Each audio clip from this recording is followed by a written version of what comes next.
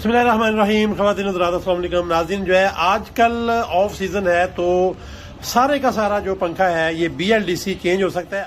आज के बाद आपकी शॉप, आपकी दुकान, आपकी रिपेयरिंग नहीं बल्कि एक छोटी सी फैक्ट्री बन जाएगी।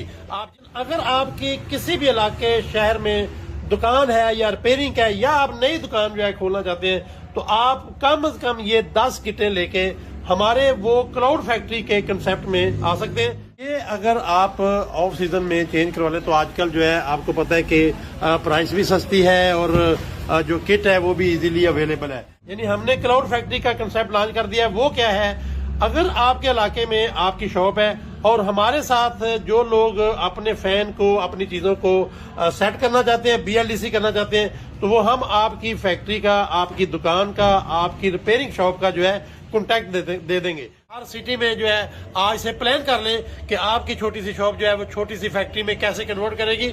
हमारे पूरे पाकिस्तान के अंदर जो फैन है गर्मियों में सबसे ज्यादा जो है वो बिजली जो है वो जाया कर रहे होते हैं। सीजन में ये होता है कि ये सारी चीजें महंगी हो जाती हैं। यहाँ पे आप देखें कि ये जो मैग्नेट आपको नजर आ रहा है इसकी वजह से ये जो है ना पावर इसकी कम होती है। तो जो लोग जो है इसमें हमारी वीडियो देख रहे हैं वो अपनी लोकेशन और अपना सारा जो कॉन्टैक्ट है वो हमारे साथ शेयर करें।